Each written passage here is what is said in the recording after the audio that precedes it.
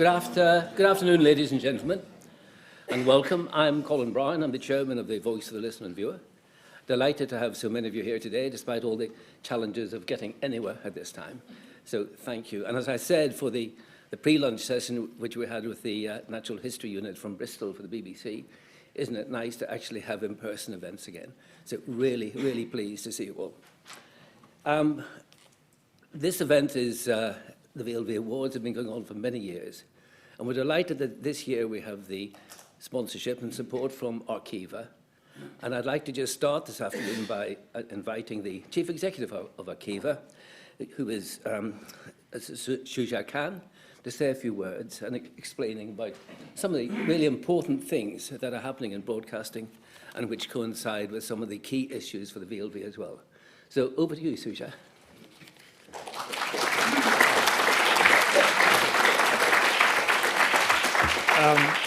Well, thank you very much, Colin. I'm a little bit starstruck. I mean, all these sort of famous faces, and I was just thinking that this is what makes the British telly industry so inspirational.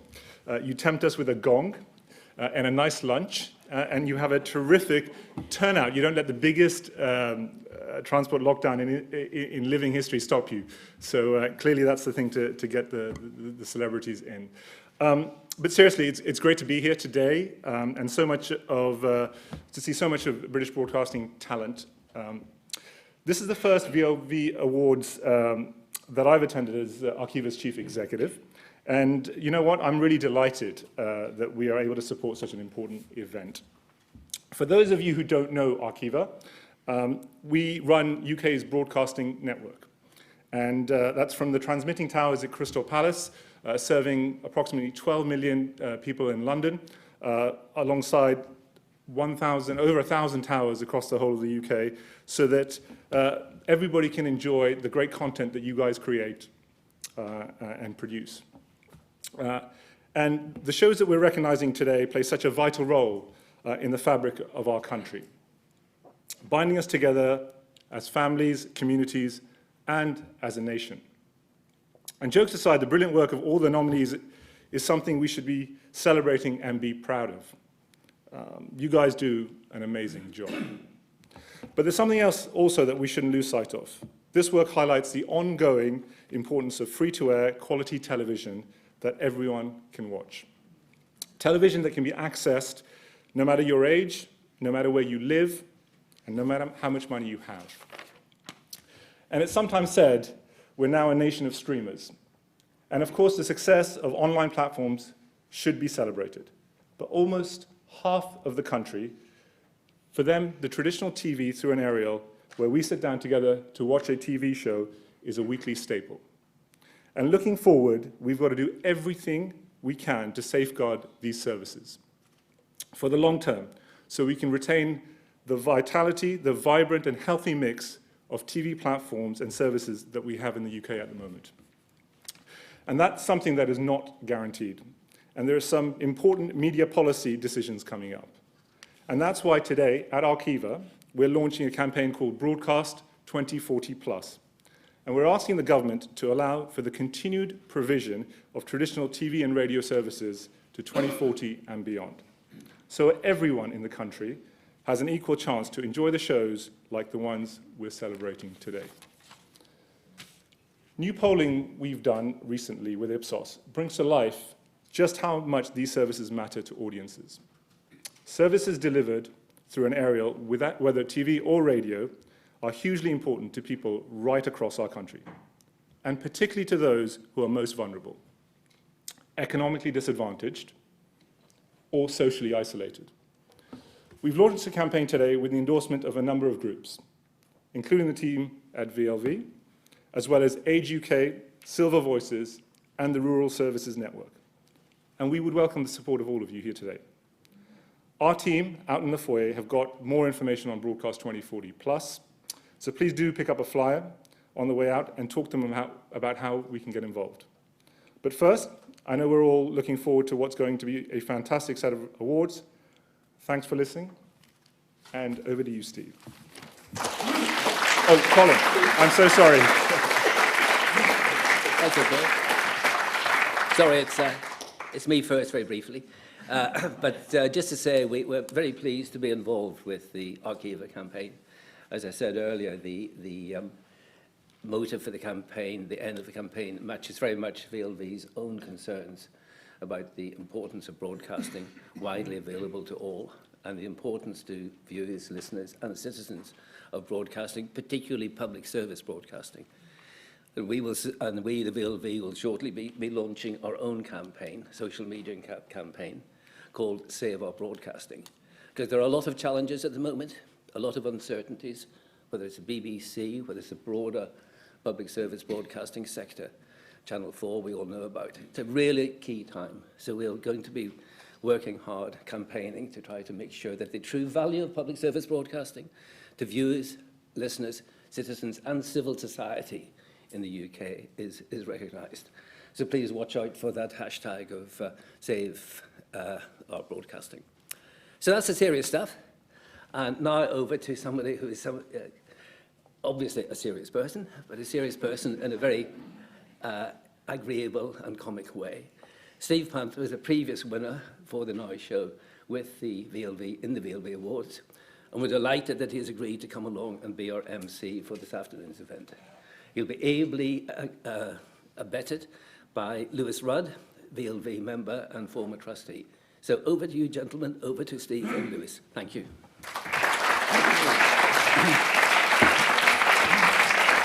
Thank you. Thank you very much. Apologies for the mask. I would much rather not have to wear it, but I am clinically vulnerable. If it bothers anyone, just imagine that someone from the cast of Casualty has invaded the stage to protest the lack of nomination. It's an outrage. Because I am, in fact, very happy to finally be here. It's a pleasure to have been invited to present these awards. But the original invitation was 3 years ago, which seems like a very long time. 3 years ago is back when deals were oven ready. Pushing small sticks as far as possible into your nose was just an item on ITV's list of possible bush tucker trials. And appointing Nadine Dorries as Culture Secretary was rejected as a mock the week punchline.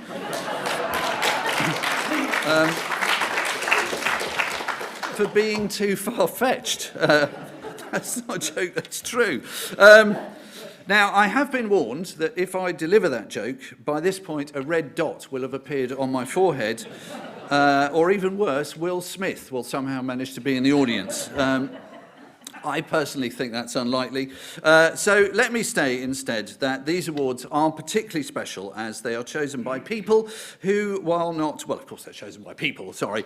They're chosen by people who, while not professionally employed in the media, have shown by their membership of VLV their commitment to quality in broadcasting. The programme awards are based on the nominations from the membership, and their enthusiasm and breadth of interest is demonstrated by the sheer number of different programmes suggested this year. 123 in the television categories and 123 in the television categories and 103 in audio, and there were 66 nominations for individual contributors. I think it's worth remembering there are, of course, 3 significant media anniversaries this year. The 100th anniversary of the BBC, which first broadcast on November the 14th, 1922, followed on the 15th by the Daily Mail's first call to abolish the licence fee. And it's also the 40th anniversary of Channel 4, which first broadcast November the 2nd, 1982. We don't know exactly when it will be privatised. All we do know is that when we hear the countdown clock, they've got 30 seconds left. The third significant anniversary is that this is VLV's 30th awards year. And in an ever-changing media landscape, what always matters is quality and content. Well, and budget, to be honest. But let's forget about that just for an hour and focus on quality and content, for that is what the VLV Awards are about. So I will hand over to Lewis for the first category. Yeah. We're going to start with an audio award for the best individual contributor to audio. And the final nominations were Anita Anand, Paul Gambaccini, Chris Mason, Paddy O'Connell, Linda Presley, Amal Rajan. Right. have some sort of drum roll here, really, don't we? The winner is a true man of radio and indeed of audio, presenter of Any Questions, political reporter and a member of the Brexit cast and newscast teams. Until recently, he still popped up as a newsreader to fill in any gaps in his schedule, and his down-to-earth approach was typified by his answer to a question during the Brexit saga: "I haven't the foggiest idea what is going to happen in the coming weeks. You might as well get Mr. Blobby to offer his analysis." Since members voted, he has been headhunted to become the BBC's political editor, but he still has the day job, or possibly night job, of presenting Any Questions, which is why we have brought forward his award so he can fly off to the Shetland Islands. On a radio budget, that is amazing. He is, of course, Chris Mason, and here he is.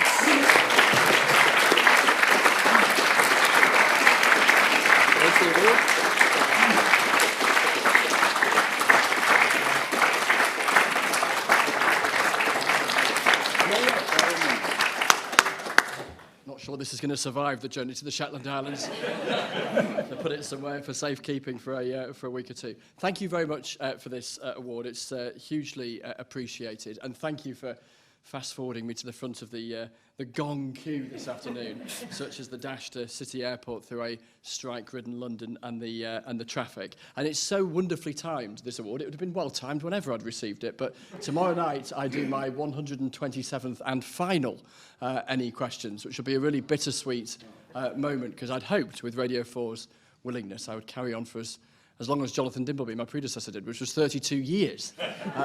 I've managed 32 months. And we'll be calling it a day. Turns out being BBC political editor is quite a busy job. And combining it with schleps to the Shetland Islands, or Anglesey last week, Guernsey the week before that, the Isle of Wight the week before that, an Islands tour, turns out to be a little nuts, to be honest. But it's been a fantastic 3 years doing Any Questions on the best medium of all for me, radio, to do a programme that combines theatre and journalism on a Friday night in a different corner of the UK in front of a live audience is just a wonderful privilege. So thank you very much for this. Thank you for listening, and excuse me making a rather hasty dash for it in a few minutes before the end of the ceremony. Thank you very much.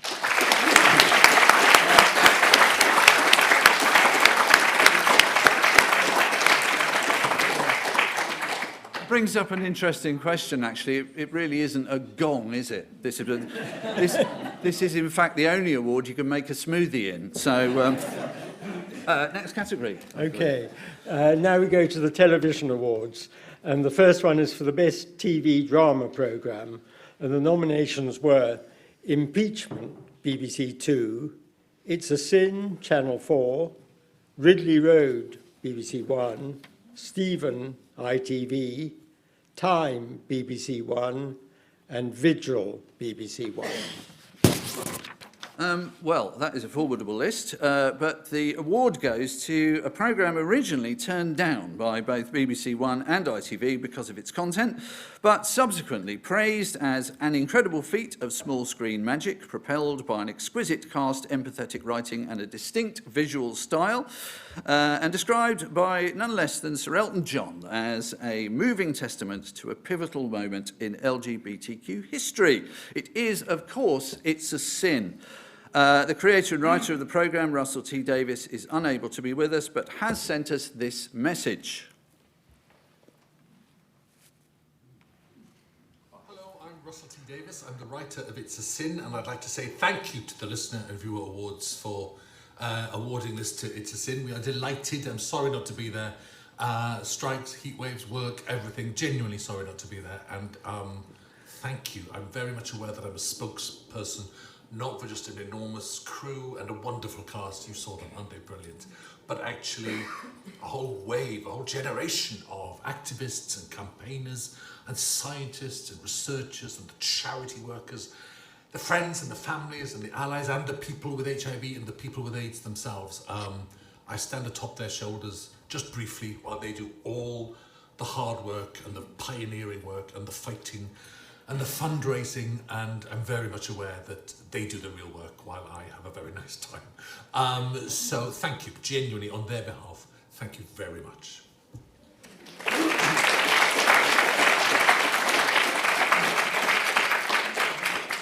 You're applauding a video, everyone. He can't hear you.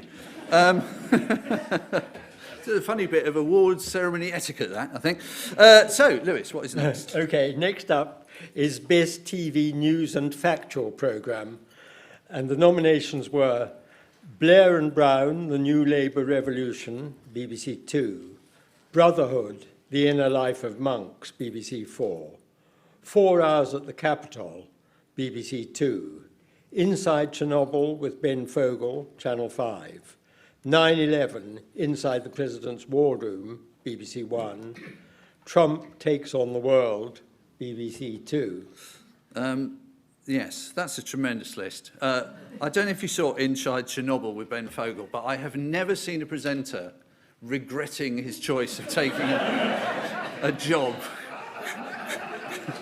quite so obviously. But the winner is a series praised for its well-chosen archive material and securing the participation of all the backroom boys of its era. It traces the ruthless rise and subsequent achievements and failures of Number 10's Odd Couple, the Lennon and McCartney of British social democracy. It is Blair and Brown, The New Labour Revolution. And here to collect the award are development executives Will Emsworth and Polly Greetham.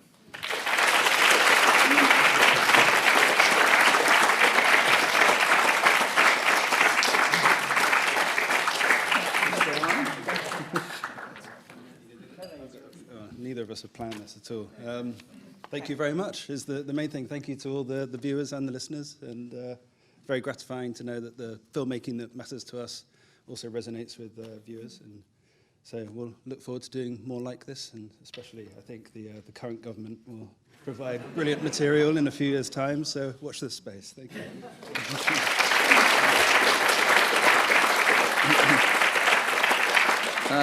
Yes, it doesn't matter if you haven't prepared anything. We're happy with improv.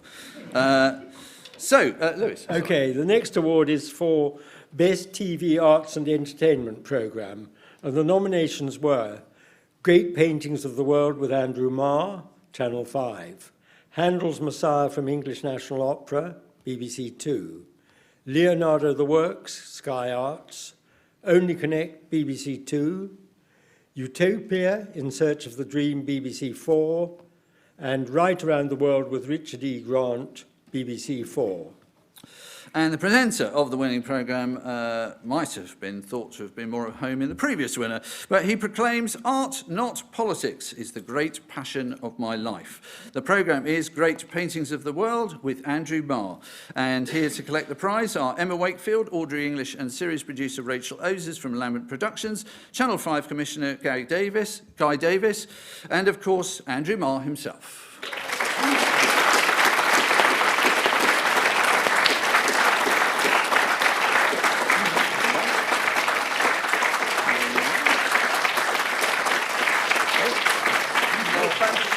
Thank you very much for this award, much appreciated. It was a huge amount of fun doing it. We showed that you can do really good, high-end documentaries on almost no money at all. We went around the world, or bits of the world that we could afford to get to, and we had some fantastic paintings. It allowed me to spend an entire afternoon alone with the Mona Lisa, and most of the day alone with Rembrandt's The Night Watch. And those were lifetime experiences I will never forget. In the series, there are no miniatures, but as somebody from Channel 5 pointed out, no, that's the budget. At any rate, it was great fun. Rachel Ozers, who's here, was a superb producer and friend throughout it. And when her emails popped up in my inbox, I always knew I was going to have a lot of fun, and I did. So I'm really pleased. Like a previous winner, I'm going to have to scuttle off quite quickly because I have bits of a 6 o'clock LBC show lying on the floor, unassembled and uncompleted. But for the time being, thank you very much indeed.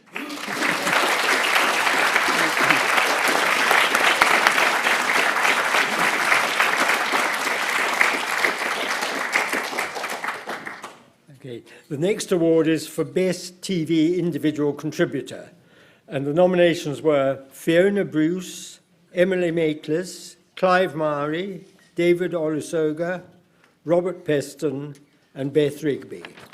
And the winner is a journalist and presenter who has reported for the BBC from Tokyo, Los Angeles, Paris and Brussels, was embedded with the Marines in Iraq, and has been ubiquitous recently, contributing his equanimity and empathy from both the battlefront in Ukraine and the studios of Mastermind, while also fitting in forays to the new studio in London, Andrew Marr's old Sunday morning chair, and even Have I Got News for You. It is, of course, Clive Myrie.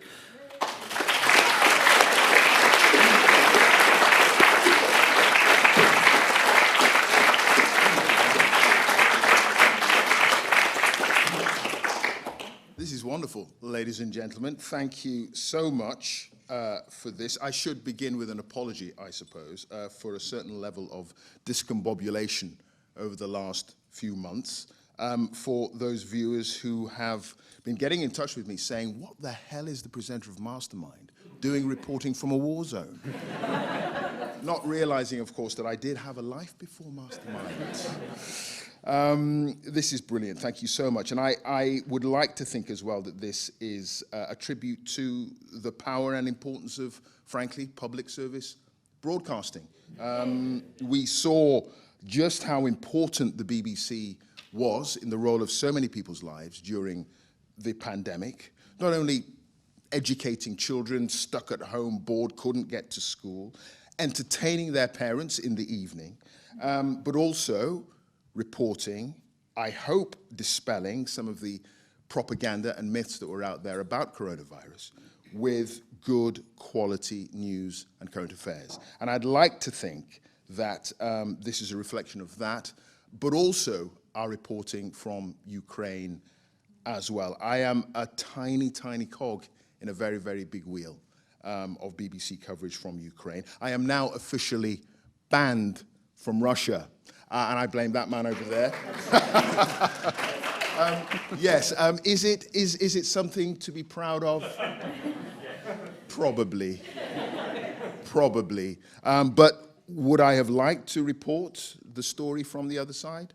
Absolutely. And the fact that I can't is testament to a society that doesn't particularly want to hear the truth. And we have to be on our guard in this country to prevent this society ever becoming afraid of the truth. Thank you.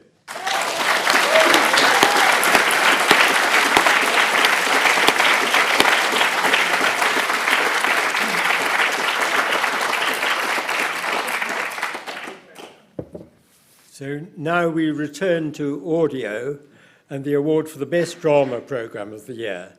Final nominations were Blood, Sex and Money, Radio 4, City College, Radio 3, A Charles Paris Mystery, A Deadly Habit, Radio 4, The Christopher Boys Communion, Radio 4, G.F. Newman's The Corrupted, Radio 4, and The Tempest, Radio 3.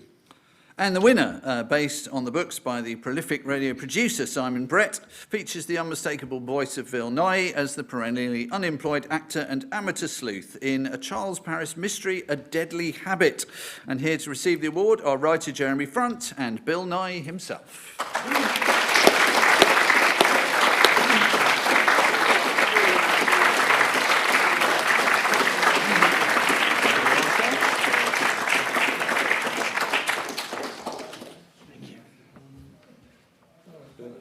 Perhaps we've got one each. But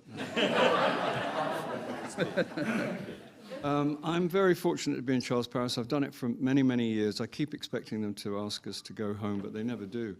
And they were looking years ago, they were looking for somebody to portray a man who drank too much, smoked too much, and lived in his ex-wife's spare room and was sexually incontinent. And they thought about me. And the beat goes on. And I'm very, very, very fortunate in the cast around me. Suzanne Burden, my radio wife, who is an assassin, and John Glover, who is similarly gifted. And I'm, more than anyone, I think I should thank Jeremy Front, who wrote them.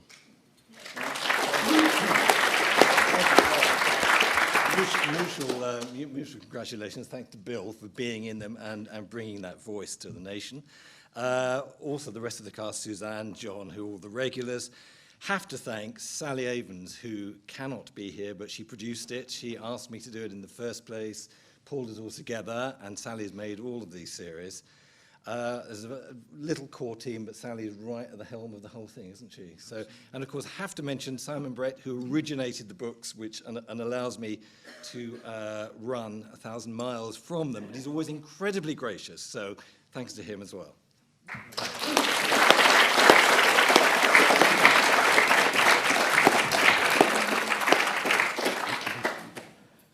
The next audio award is for Best Comedy, and the nominations were Bunk Bed, Radio 4, Mark Steele's In Town, Radio 4, Meet David Sedaris, Radio 4, My Teenage Diary, Radio 4, Natalie Haynes Stands Up for the Classics, Radio 4, and Simon Evans Goes to Market, Radio 4.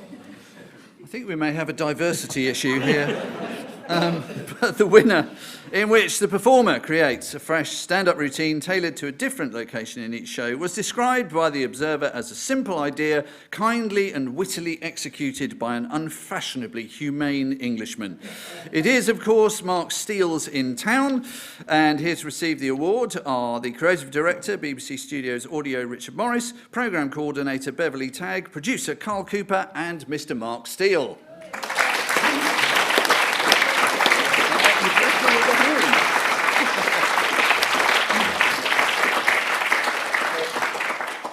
So much. I know people often sort of say about. I'm interested in that. Thank you very much.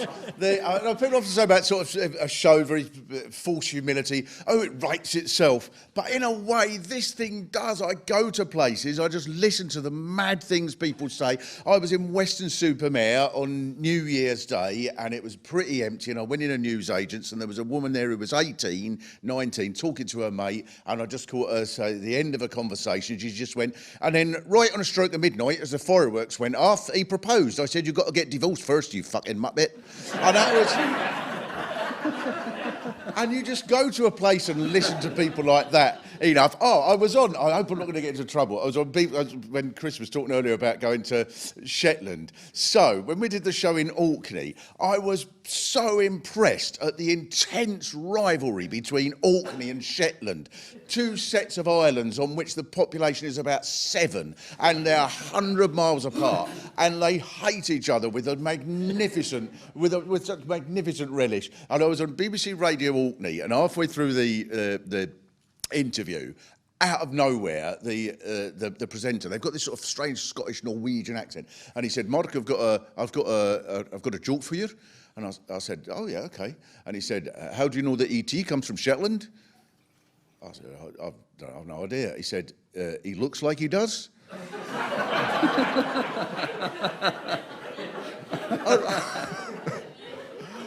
I don't know if they maybe could try that on BBC Radio 1 one night, but it was just brilliant. And I must thank Carl, especially, my magnificent producer. We have such a laugh going round to these places. And observant people will have noticed all of those shows are from Radio 4, of course, because only the BBC can make these programmes. I could try and do it somewhere else, but I'd probably have to say, this week I'm in Whitehaven, home of British nuclear fuels that brings to you electricity that comes to you at a price that you can afford. Or I could do it on GB News and say, this week I'm in Hastings, if we're allowed to say Hastings these days.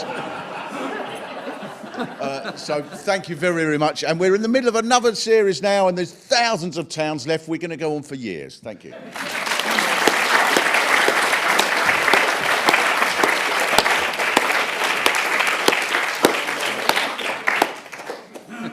So the next category is Best News and Factual Programme.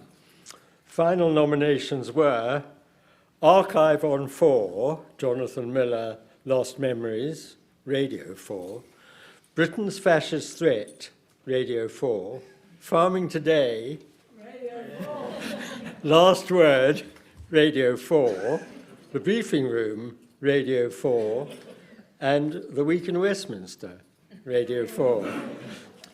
Well, I won't give away what network the winning show comes from, But the winner is a programme first broadcast more than 90 years ago, so in the inaugural decade of the BBC.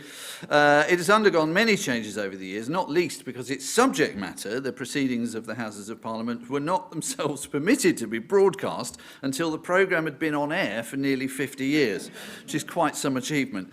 The presenters have fluctuated between MPs and journalists, and one of the latter was sacked in 1999, allegedly for sounding too plummy.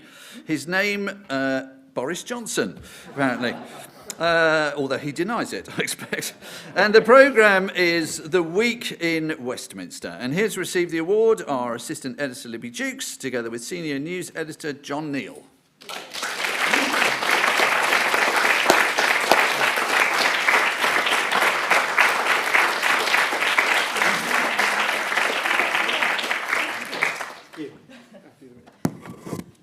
Well, thank you very much, and it's such an honour to have this award. And as you said, Steve, the Week in Westminster has been going for more than 90 years. We believe it's the longest-running radio programme in the world.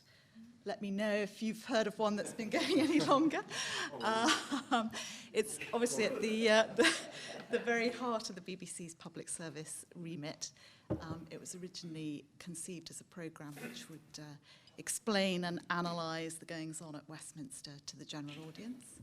And in view of everything that's been happening over the last few years, it's probably more needed than ever. So we will carry on doing it week in, week out.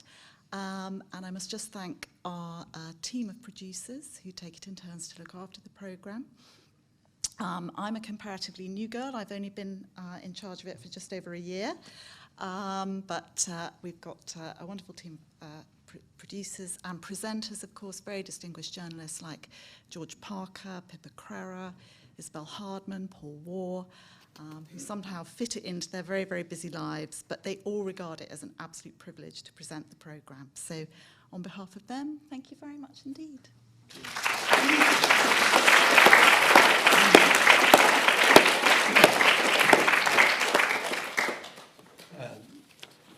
Now for the Best Music and Arts Programme. The final nominations were Breakfast Radio 3, In Tune Radio 3, Poetry Please Radio 4, Soul Music Radio 4, The Essay Radio 3, and Written in Scotland Radio 4.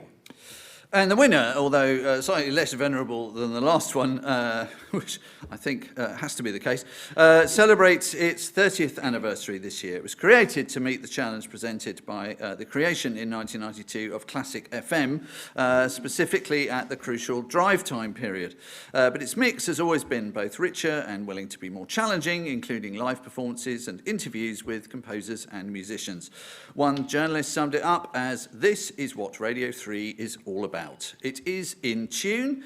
It has been presented for 25 of those 30 years by Sean Rafferty, and he is here to collect the award together with fellow presenter Katie Derham, lead producer Helen Garrison, and Radio 3 controller Alan Davey.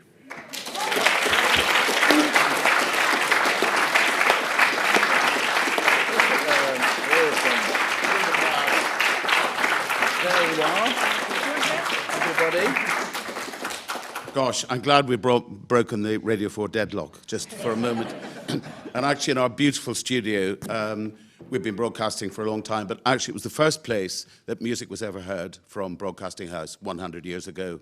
A small band, once a week, they had 3 minutes, and they were not allowed to overrun. Would that some other people followed that stricture. But anyway, we're very, very lucky because we have the most fantastic musicians coming in live every day. I don't think there's another classical radio program in the world that does what the BBC does. So we have the best talent. We have people performing live, giving of their all. And I know, particularly during, as I call the issue of the emergency, as they used to call the war in Ireland, it's brought huge comfort to everybody, and it is an enormous privilege to be there for both of us. Katie's getting the glass, by the way. You'll have to buy me the flowers there to put in it, all right? That'll do. No, thank you very much. We appreciate it hugely. The team is fabulous. We never seem to struggle to fill the studio with, as Sean was saying, the most extraordinary talent, but it doesn't happen by magic. And Helen leads a team of extraordinary, passionate musicians. And this is what I love about Radio 3, is that we are all surrounded by people who just love what they do. And we feel very, very privileged and very lucky to be part of this radio station. And In Tune, I think, in particular, I mean, it doesn't feel like work. I mean, please, you know, my heroes come in every day. I get a little private recital. I mean, there's a few 100,000 people listening as well at home, but it feels like a private recital. And then I get to ask them impertinent questions. It's a treat, isn't it? It's a treat. Well, Yeah. it's all right, you're off today. I'm working, actually. I'm going to have to go see. So if you'd all like to be there at 5 o'clock, I think the script, the words may be not quite joined up, but we'll try. But thank you. Thank you all very much indeed.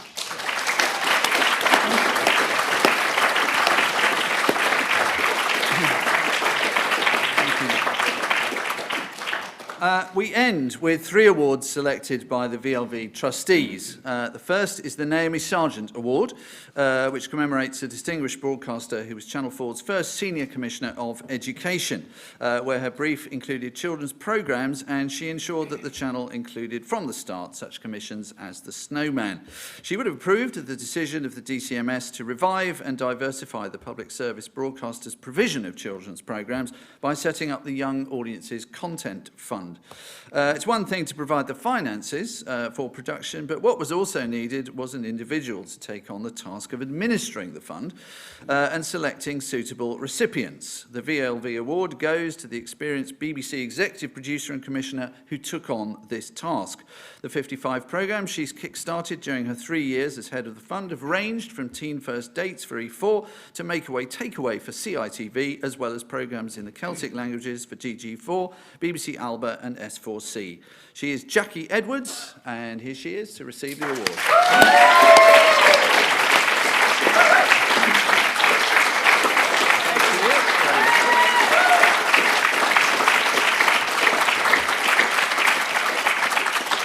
Thank you so much, VLV. This is just lovely.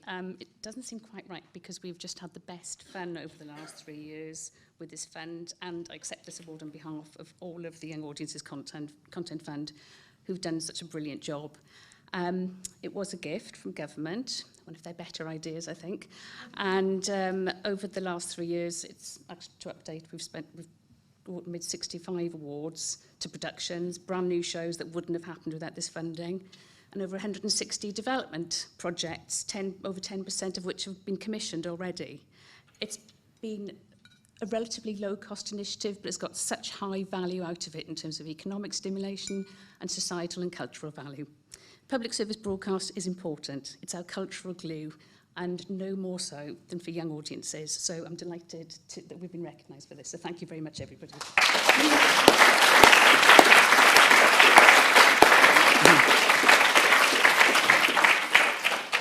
The second award selected by the VLV trustees is for Best TV Children's Programme. The programme they've selected combines live action, puppetry and animation in a subtle approach to information, in which children's questions are answered first with comic fantasy answers from an adult played by the endearing Don Warrington, followed by the correct information from his puppet sidekick. There's a joke about politics to be made there, which is just going to get in the way. Its production was made possible by funding from Jackie Edwards' Young Audiences Content Fund. It is The World According to Grandpa, and here to collect the award from Saffron Cherry Productions are MD and executive producer Caroline Roberts-Cherry, creator and writer Chris Heath, together with Commissioner Louise Bucknell from Channel 5.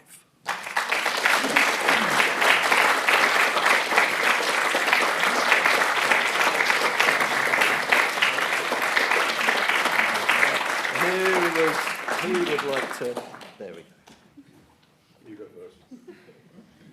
So it's really good following loads of presenters, isn't it? Got a big finish, it's fine.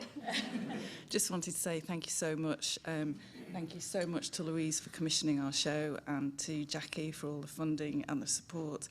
And it was, for us, really special that we were able to get a programme out all about the relationship between a grandpa and his grandchildren at a time when grandkids couldn't see their grandparents. So thank you very much for this recognition. And yes.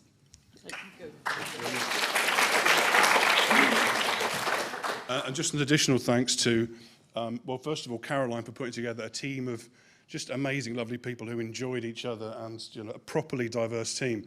And also to Louise, who gave us, which is quite a rarity, as I'm sure some of you will know, really good, creative, incisive notes on our first draft.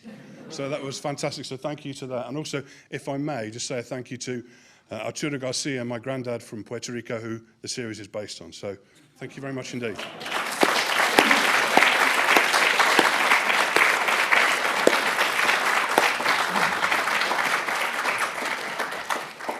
So we come to our final award, also selected by the trustees, and it is the Award for Innovation, which is sponsored by Arqiva. Paradoxically, in this context, VLV honours an organisation which was set up 65 years ago, but which now, as always, is at the forefront of its use of state-of-the-art technological development. We have already had a chance to experience some of its recent developments and achievements at the beginning of today's events, and to recognise how, in this era of climate change, its programmes have taken the lead in keeping the world informed. It is the BBC Natural History Unit. The award will be presented by Shuja Khan, CEO of Arqiva, and will be received by producer Paul Williams, together with the unit's head of innovation itself, Colin Jackson.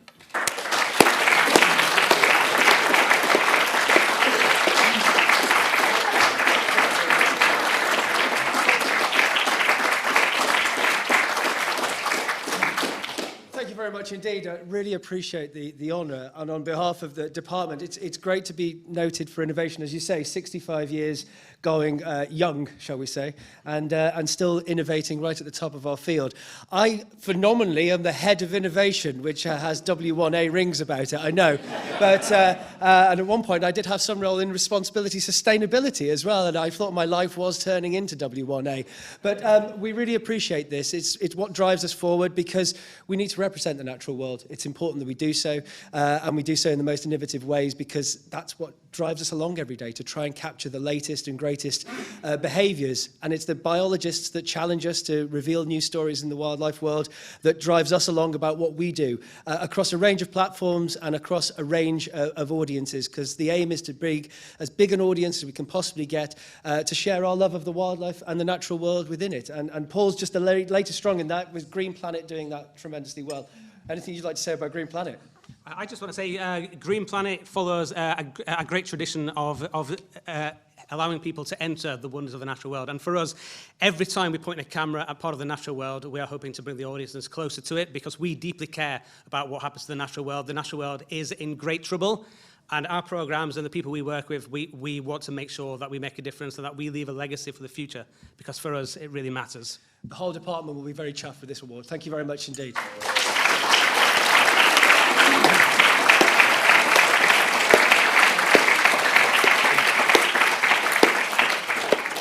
Well, that is the final award, which means you have no longer any excuse not to go and face the rail strike. I have no idea how so many of you got here, but thank you very much for doing so, and good luck getting home. Thank you.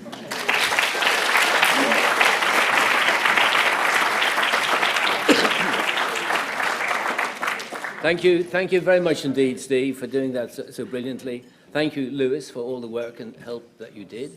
A few general thank yous to the VLV team. Kathy Birch, who's been very much an overall organising the logistics. Lucy Reagan, our admin in the office. Mary Dixon, who's worked with these awards now for a number of years. Diana Garrett, who's come in to help out as well. The whole VLV team. We're a small organisation, we're a charity.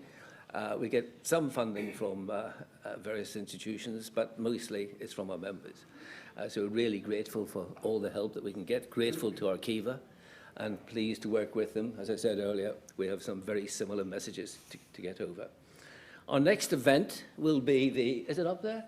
The Autumn Conference. Oh, good, because I couldn't remember the date, so I'm glad it's up there. The Autumn Conference, let us hope, it can be in person here at the Geological Society on Tuesday, the 22nd of November. Do please consider joining the VLV if you haven't already. It really matters, and I think the number of members we have is reflected into the amount of influence that we can bring to bear on decision making, which is what we really try to do in all of this. So thank you for your support. I should have said today's event has been recorded for live streaming, so it will be available on the VLV website. Thank you to all the award winners for coming along. Congratulations to them all. Thank you for the team, and safe home, everybody. Thanks so much indeed. Thank you.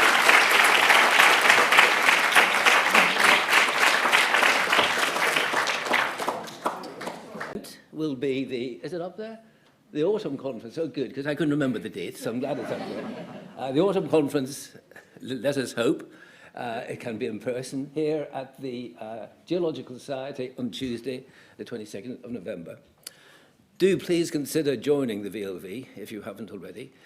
It really matters, and I think the number of members we have is reflected into the amount of influence that we can bring to bear on decision making, which is what we really try to do in all of this. So thank you for your support. I should have said today's event has been recorded for live streaming, so it will be available on the VLV website.